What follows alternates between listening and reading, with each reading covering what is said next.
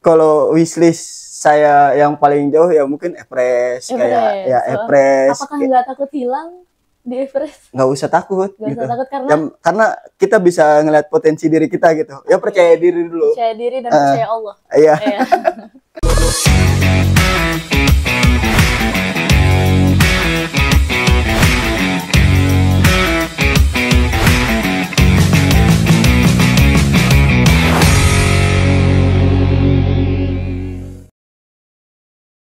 Assalamualaikum warahmatullahi wabarakatuh. Kembali lagi bersama aku Hila Akila Sapiani di podcast kesayangan teman-teman Fakultas Adab dan Humaniora. Apalagi kalau bukan podcast Fahmili, cerita mereka, inspirasi kita. Balik lagi nih, kita di segmen yang sangat inspiratif yaitu Cakrawala Mahasiswa. Bersama mahasiswa yang nggak cuma aktif di kampus, berorganisasi, dan juga kegiatan-kegiatan akademik di kampus, tapi juga berekspresi bebas di alam dan juga kegiatan-kegiatan sosial. Siapa lagi kalau bukan Bang Azhari? Nah, sebelum kenalan sama narasumber kita yang keren hari ini, aku mau bacain siapa sih Kak Azhari itu. Jadi, Kak Azhari dengan nama lengkap Azhari Dina Ramadan, betul? Betul. Ya, dari jurusan Sejarah dan Peradaban Islam semester 4. Nah, gimana kabarnya nih Bang hari ini? Boleh disapa teman-teman kita. Halo teman-teman. Ya, alhamdulillah kabar saya alhamdulillah baik. Udah, kesibukannya apa nih? Kalau kesibukan saya karena kuliah udah selesai ya, udah libur. Terakhir udah libur, mungkin kesibukannya paling mendaki. Mungkin mendaki, ekspedisi, keliling sama teman-teman paling. Keliling. Terakhir kemana tuh Bang kemarin? Kemarin terakhir saya ke Lau. Gunung Lau. Gunung Lau. Iya, di Magetan. Nah, buat Fahmili yang belum tahu, Kak Azhari ini sudah mendaki berbagai gunung di Indonesia. Jadi open guide juga ya Pak? Kak, Mah. Mungkin. Jadi saya manggilnya apa nih? Bapak, kakak, atau apa? Bang aja, Bang. Abang aja, iya, oke. Bang. Abang ya, jangan Bapak. Iya, tua banget. Oke, open guide ke Baduy? Iya Kak, benar. Mungkin ya beberapa saya nemenin teman. Oh, nemenin teman ke Baduy ya teman-teman. Terus juga aktif sebagai pembina pramuka juga nih, dengar-dengar sampai ikut pengabdian masyarakat di desa-desa di Indonesia. Keren banget gak sih? Pasti banyak cerita seru dan pengalaman menarik yang bakal kita bahas hari ini. Langsung aja, silahkan nih Kak. Mana dulu nih pengalaman yang mau diceritain? Oh, pengalaman. Mungkin pengalaman yang dulu saya sukai mungkin mengajar. Mungkin mengajar di desa-desa. Liburan kemarin tuh saya ikut pengabdian di Gerakan Kampung Al-Quran di daerah Tasikmalaya.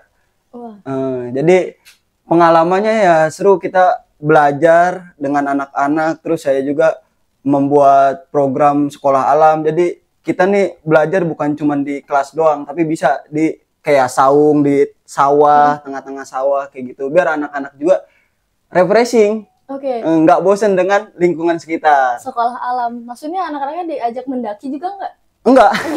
Tapi anak-anaknya diajak ke misalnya kayak di sawah tuh ada saung, kita nanti bikin, kita cari lokasinya, habis itu kita suruh anak-anaknya bawa bekal. Terus di sana tuh isinya kayak storytelling, terus nanti ada istirahat jedanya buat makan bareng, anak-anak juga disuruh bawa bekal kayak gitu. Volunteer pengabdian masyarakat ya? Iya, volunteer pengabdian. Itu total ada berapa kali tuh Bang ikut volunteer itu? Saya udah 2 kali.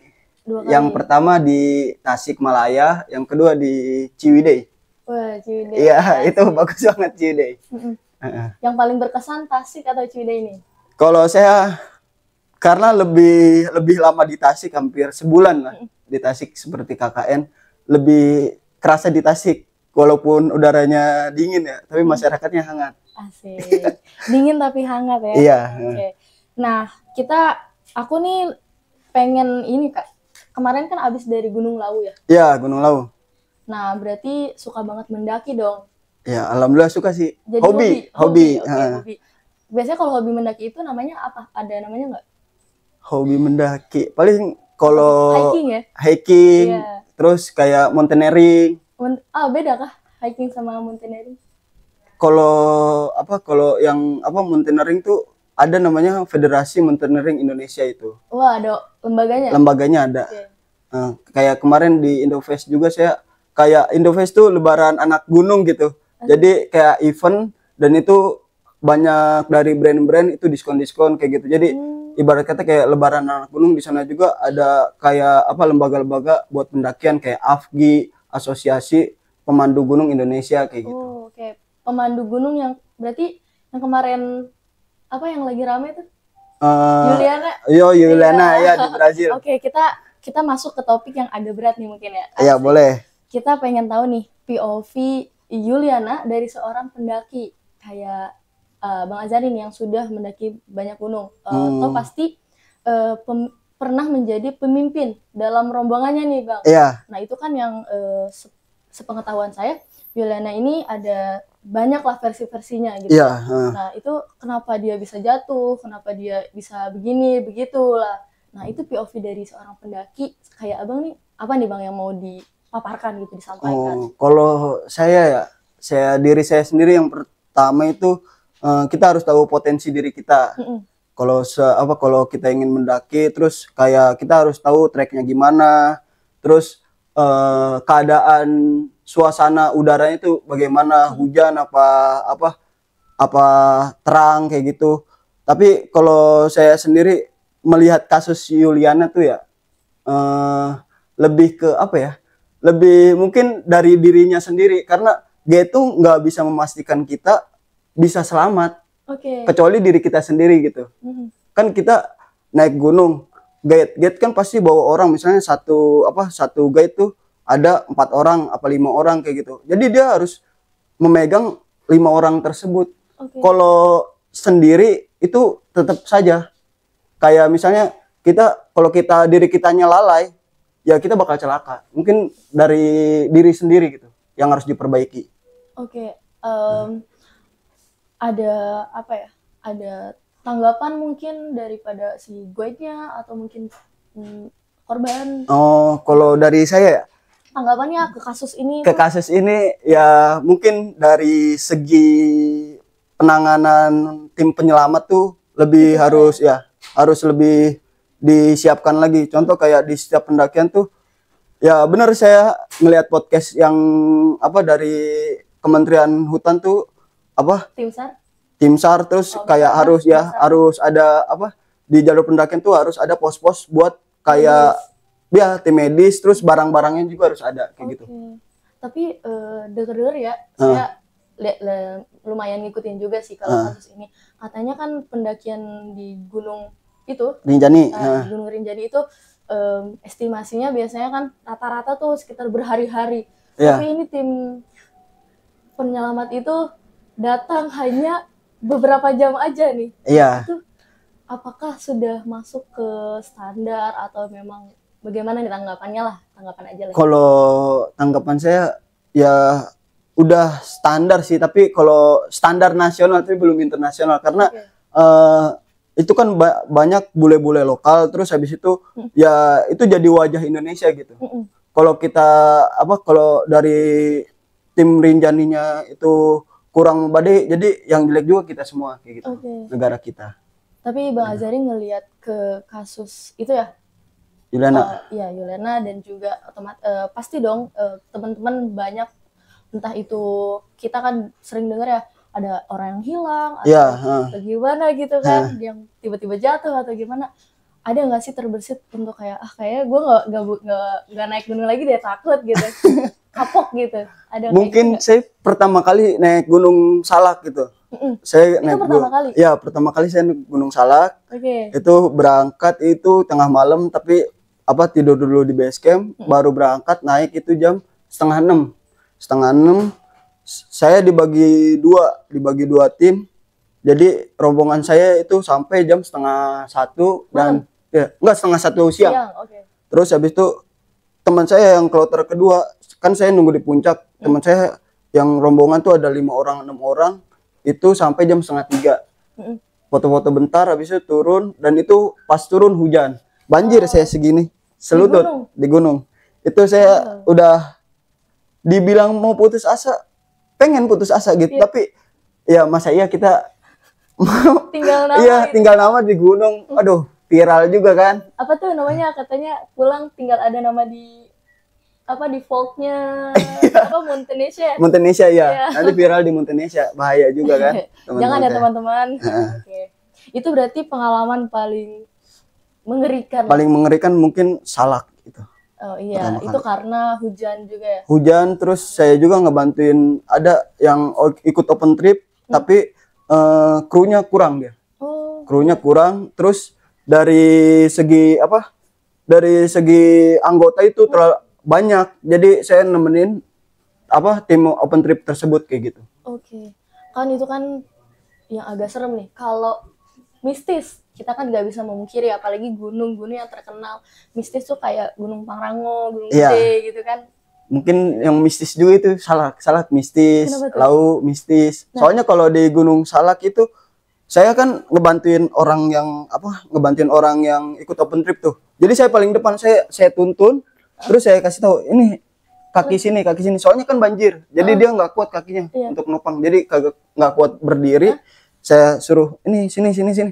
Saya tuh di belakang tuh udah kayak ada suara-suara. Suara apa tuh? Aduh, berani ya? Jadi suara apa ya? Ya belum tahu juga, tapi saya paling depan. Untungnya saya ngadep belakang, jadi ada pada depan sama anggota. Coba saya gini, udah nggak kebayang. Ya itu sih paling masih ada suara bisikan kayak gitu. Apa tuh biasanya? Kayak ada yang manggil. Apa berhenti dulu. Oh iya gitu.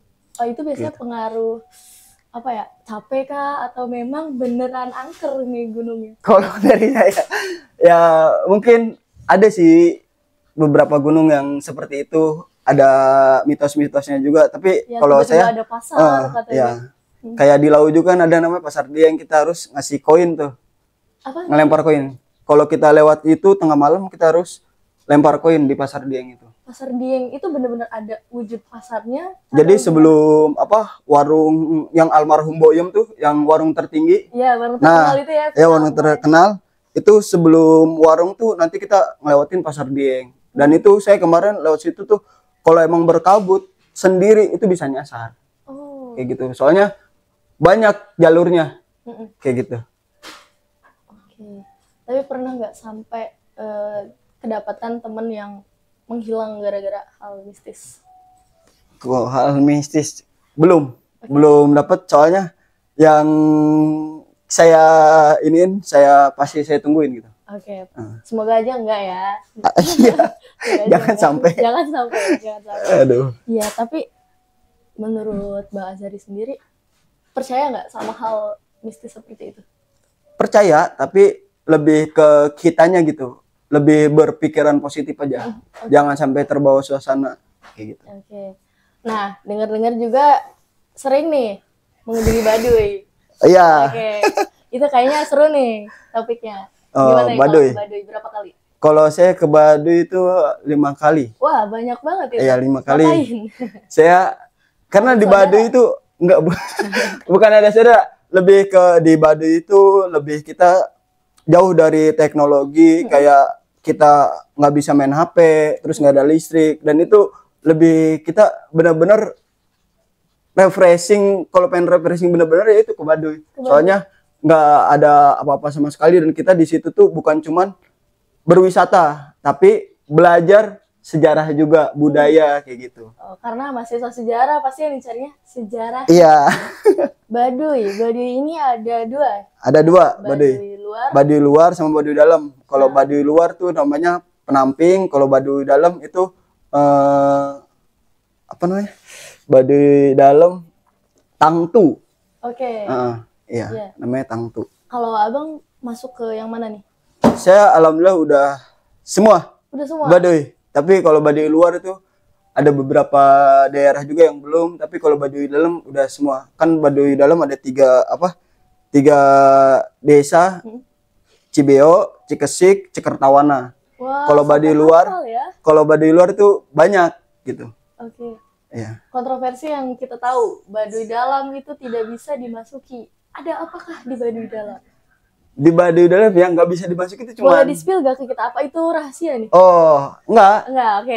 Kalau kalau di Baduy dalam tuh kita nggak boleh masuk itu karena ada suatu acara adat yang mungkin kalau anggapan apa dari orang-orang Baduy itu seperti ibadah mereka. Terus kalau kita nih kan puasa gitu. Puasa kalau di Baduy itu namanya kawalu, kayak orang-orang Baduy selama 3 bulan ini jadi nggak boleh dimasukin. Oh gitu. Ya. Jadi orang-orang Baduy luar pun ada yang ke dalam itu untuk beribadah, tapi puasanya tuh di bulan pertengahan. Oke. Kayak gitu. Kalau boleh tahu yang dianut, kepercayaan yang dianut oleh masyarakat Baduy itu apa ya? Kalau yang dianut kepercayaannya itu suku Baduy itu namanya Sunda Wiwitan, kepercayaan Sunda Wiwitan. Ya. Kayak gitu. Tapi sebenarnya nama sukunya itu bukan Baduy. Oh iya. Ya, nama sukunya itu suku Kanekes. Kanekes. Ya, Kenapa Kanekes. bisa Baduy? Kenapa bisa Baduy? Yang saya ketahui ya. Ya mungkin koreksi kalau salah. Itu adanya lembur kayak lembah sama sungai dan gunung-gunung. Itu jadi orang Belanda ke sono tuh nyebutnya itu Baduy. Oh. Makanya identiknya namanya Baduy, bukan Kanekes, tapi nama suku aslinya tuh Kanekes. Oke, berarti karena memang jejak penjajah juga yang menamai daerah tersebut dinamai Baduy, tapi suku aslinya namanya suku Kanekes.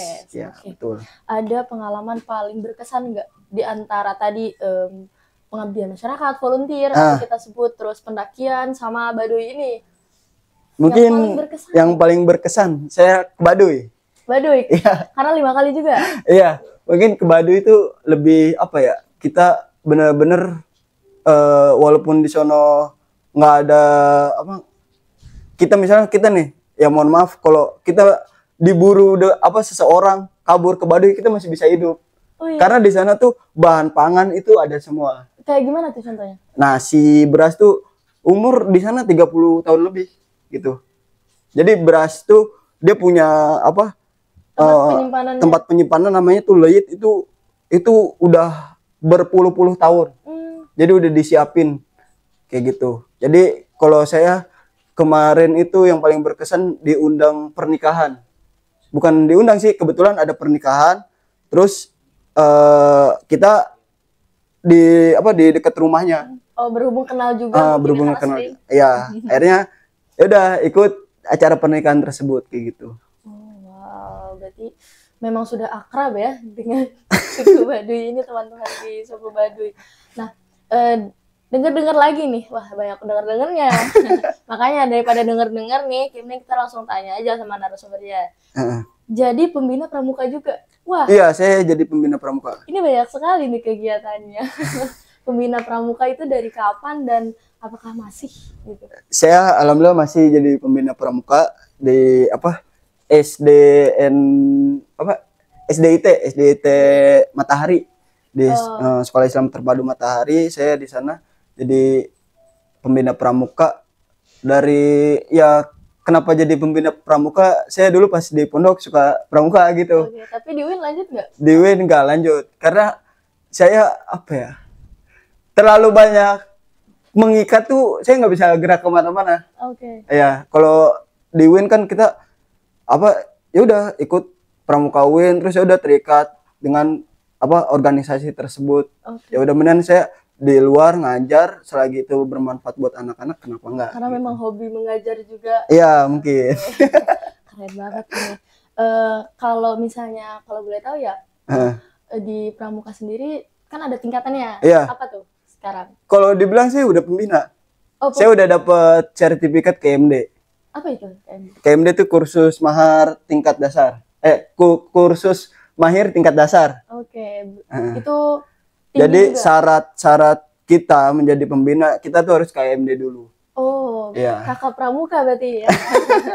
Ini udah memang sudah sangat berpadu satu dengan alam gitu ya. Udah tadi volunteer pengabdian masyarakat di Tasik dan Ciwidey. Seperti yang kita tahu teman-teman, Tasik dan Ciwidey adalah tempat yang memang nuansanya sangat asri dan juga kemudian mendaki, itu alam banget, alam banget ya, menjelajah alam semesta. Lalu yang ketiga tadi itu ada mohon maaf, ke Baduy. Ke Baduy. Ke Baduy itu lebih mungkin Bang Azari ini menjamah kehidupan sosial, baik sosial ataupun di masyarakat, masyarakat dan juga lingkungan alam langsung di Baduy yang belum terjamah oleh teknologi, belum terjamah oleh peradaban yang sangat maju ini gitu.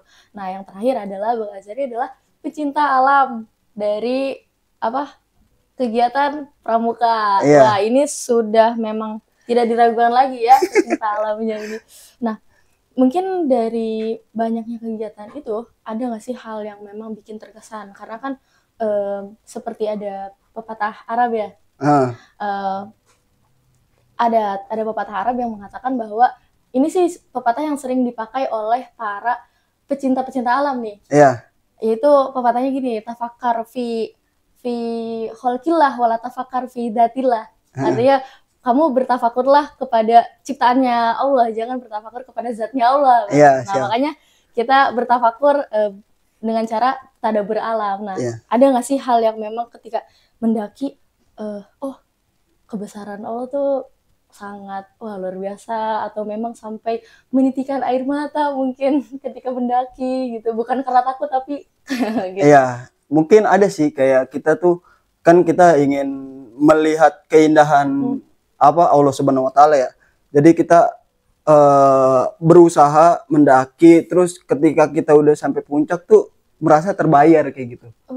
Iya, jadi kayak ya bersyukur kita udah sampai puncak, yang mungkin dari kita mungkin kayak udah kayaknya kita nggak bisa sampai puncak nih, tapi dari teman-teman ayo bisa akhirnya sampai bisa puncak, dan itu kayak sungguh kekuatan dari Allah Subhanahu wa taala kayak gitu. Ya. Kirain ada temennya yang pas kayak ya udah desperate nih, langsung ada isikan wala tayasu min rahmatillah gitu kan. Barangkali ada gitu kan ustadz ikut mendaki. Biasa begitu ya. Oke. Biasanya nih Bang, gunung atau misalnya tempat yang paling berkesan untuk, atau bisa direkomendasiin deh buat teman-teman pemula kalau mau tadabbur alam. Tadabbur alam mungkin kalau saran saya itu gunung yang buat pemula mungkin Gunung Bismo yang ada di Jawa Tengah itu. Bismo. Itu karena nggak terlalu jauh, ya mendaki cuma sejam. Kalau nggak gunung-gunung yang di Jawa Barat juga ada kayak Gunung Butik kayak gitu. Tapi kalau pengen yang indah mungkin Bismo, bisa Prau kayak gitu. Oke. Gunung terjauh yang pernah didaki? Gunung terjauh saya di Malang. Apa tuh? Di Gunung Butak. Gunung Butak. Iya, saya sampai 5 derajat apa 4 gitu. Apa suhunya? Suhunya. Wah, berapa lama itu, berapa hari? Saya berangkat jam 1 sampai jam 10 malam. Oke. Wishlist mau ke gunung apa nih selanjutnya? Kalau wishlist saya yang paling jauh ya mungkin Everest. Kayak ya Everest. Apakah nggak takut hilang di Everest? Nggak usah takut. Nggak usah takut karena kita bisa ngeliat potensi diri kita gitu. Ya percaya diri dulu. Percaya diri dan percaya Allah. Iya. Betul sekali. Ya, Everest yang pertama, terus Rinjani. Apakah tidak takut jatuh juga? Nggak takut, percaya diri, karena ya mungkin belajar, karena di setiap pendakian kita juga belajar kayak kita nih kemarin kurangnya apa kayak gitu. Terus gunung yang paling jauh paling Aceh tuh, Gunung Leuser, selama 2 minggu pendakian. Itu yang udah pernah? Belum. Oh belum, itu wishlist. Iya, wishlist, pengennya itu. Ada lagi yang di luar negeri? Di luar negeri mungkin kayak Kinabalu di mana, di Malaysia. Oh iya. Nah, itu. Oke, kalau gunung-gunung yang terdekat nih, kayak misalnya Gunung Gede, Pangrango, atau udah pernah? Belum pernah. Ya, saya ada pesan sendiri di diri saya nggak mau naik gunung yang di Jawa Barat dulu. Kenapa tuh? Terlalu dekat. Oke, karena memang jangkauannya yang jauh dulu. Iya, yang jauh dulu. Oke. Terus kayak ya kita dari mahasiswa juga mungkin kayak gunung yang Jawa Barat tuh rame terus gitu. Betul. Mungkin saya suka gunung yang sepi. Mungkin kalau saya pengen di tahun ini Argopuro. Itu gunung trek paling jauh di Pulau Jawa. Oke. Selama 5 hari. bisa tunjukin nggak ke kita semua seberapa yakin abang bisa mendaki wishlist gunung itu dan dalam berapa tahun? Ya kalau seberapa yakin ya insya Allah yakin terus. Yakin dulu. Oke, seru banget nih. Terus kenapa yang di Jawa Barat nih? Tapi ini saya juga pernah bang mendaki. Tapi cuma sampai pucuknya doang. Sampai Curug. Oh, sampai Curug. Sampai Curug itu ada di Gunung Gede ya. Gunung Gede. Dia ada curug tuh. Ada curug. Curug apa namanya ya? Itu saya perjalanan udah kayak kapan sampai atas? Iya. Kan, padahal cuma segitu doang ya. Iya. Coba kalau sampai naik atasnya itu enggak sih, saya udah kayak mikir saya bukan passion saya, ini bukan dunia saya. Iya. Gunung gitu. Karena memang kan situasinya mencekam ya bagi saya, takut gitu. Apalagi banyak lintah-lintah gitu. Oh, banyak lintah. Itu pernah nggak bang? Saya di Salak pernah ada lintah juga, ya masuk di badan-badan sini. Itu aduh geli. Ya udah. Ya abis itu udah sampai base camp kita mandi langsung. Udah. Ya itu kan dingin juga, mandi cepet-cepet, bilas badan, abis itu langsung istirahat juga. Pernah ada pengalaman diterkam apa ya? Belum pernah diterkam. Ya selama ini belum pernah sih terkam. Alhamdulillah ya. Alhamdulillah jangan sampai. Bahaya banget. Karena kan di gunung kan kita tahu ada hewan buas. Ada hewan buas. Kalau nggak diterkam hewan, ya diterkam makhluk halus. Jangan sampai ya. Jangan sampai. Oke, berarti paling sejauh ini cuma kacet sama lintah doang kali ya. Iya. Pernah nggak ada temuan hal unik? Ini mungkin pertanyaan random ya. Iya. Lintah sebesar apa yang pernah menempel? Saya di Salak itu cacing. Segede jempol kalau nggak salah. Cacing? Iya, cacing gede-gede. Segede ini panjangnya? Iya. Panjang ya segini. Geli. Iya, cacing gede segini. Maaf teman-teman aku segini. Sejempol. Cacing? Iya, cacing. Itu cacing apa ular? Cacing. Cacing. Iya. Makanya saya juga baru pertama kali, gede banget. Oke. Cacing. Hewan teraneh yang pernah dilihat? Hewan teraneh. Ini mohon maaf kalau memang pertanyaannya, karena kita kan sedang membahas tentang alam ya. Iya. Gak apa-apa. Hewan teraneh. Iya. Gak ada sih hewan yang aneh. Gak ada, mungkin cacing ada. Besar. Paling cacing doang itu yang besar. Soalnya apa ya? Teman saya pas lihat itu dia bilang ular. Pas saya lihat bukan, cacing. Iya, tapi oke. Mungkin ya pengalaman yang sangat ya luar biasa ya, yang teman-teman mahasiswa bahkan teman-teman di luar sana mungkin sedikit ya yang bisa menggeluti hobi ini sampai benar-benar jadikan separuh hidup gitu. Apakah pendakian ini merupakan hobi yang sampai separuh hidup itu? Ya mungkin kayak apa ya? Saya pengen tuh hobi saya tuh kalau nggak mendaki tuh kayak kurang gitu. Kenapa tuh? Kayak nggak hidup ya? Kayak kurang aja. Biasa kan ya namanya kan hobi. Kayak orang-orang kalau hobi suka beli ini pasti dibeli. Kalau saya suka mendaki hobi, ya udah pasti naik gunung kayak gitu. Saya pengen ini dong, Bang. Coba deskripsikan dalam 1 atau 2 kata apa yang saya sebutkan. Ya. Apa arti mendaki? Apa arti mendaki? Mendaki 2 kata aja. 2 kata itu menikmati. Menikmati. Baduy. Belajar. Pengabdian. Introspeksi diri. Pramuka. Senang. Oke, keren banget. Nah, ini pertanyaan terakhir.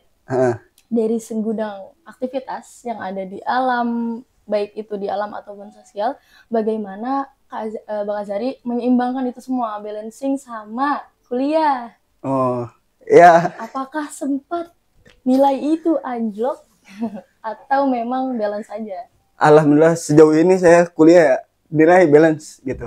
Yang penting kita mahasiswa harus punya takaran di kalender tuh. Misal kita bulan ini pengen ke gunung, kita cari waktu luangnya kapan, terus kita cari tanggalnya berapa, terus dari perjalanannya berapa hari, terus naik gunungnya berapa hari kayak gitu. Yang penting memanage waktunya tuh dengan benar. Kayak gitu. Kalau kita udah manage waktunya dengan benar, insya Allah kita kemana-mana tuh tertata, nggak asal-asalan kayak gitu. Oke. Ada ini nggak? Mungkin untuk closing, closing. Ada ini yang mau disampaikan barangkali ke teman-teman di sana terkait kegiatan Abang nih, terkait pendakian, bagaimana kita mentadaburi alam semesta, sampai akhirnya kita balik lagi mentafakuri daripada apa yang Allah ciptakan gitu. Barangkali ada sepatah dua patah kata yang bisa menginspirasi kita semua, atau mungkin tips and trick bagaimana kita bisa menyeimbangkan antara explore, ekspedisi, volunteer, dan juga kuliah. Boleh yang mana aja? Mungkin kalau dari saya jangan takut ya mendaki, karena kalau emang yang belum pernah mendaki ya antara ketagihan dan kapok kayak gitu. Kayak saya kapok. Okay. Tapi kalau di gunung jangan pernah takut ada apa-apa, kita percaya diri karena yang di gunung aja itu ciptaan Tuhan Allah Subhanahu wa taala gitu. Jadi jangan takutlah dimanapun itu, karena kita ke gunung juga kan untuk menikmati ciptaan Tuhan. Kayak gitu. Udah sih. Oke. Barangkali ada sedikit lagi yang disampaikan, kayaknya masih ada menggantung. Apa? Kalau dari saya ingat kata-kata Ayah Karmain yang ada di Baduy. Dia salah satu tokoh. Itu secanggih-canggihnya teknologi di dunia ini, kalau kita nggak pernah seimbang dengan alam, tetap aja teknologi bakal hancur. Wah, itu. Ini kata-kata yang ditunggu. Wah, obrolan kita hari ini benar-benar seru dan nggak kerasa kayak kita udah ada di ujung cerita, dan sangat inspiratif banget.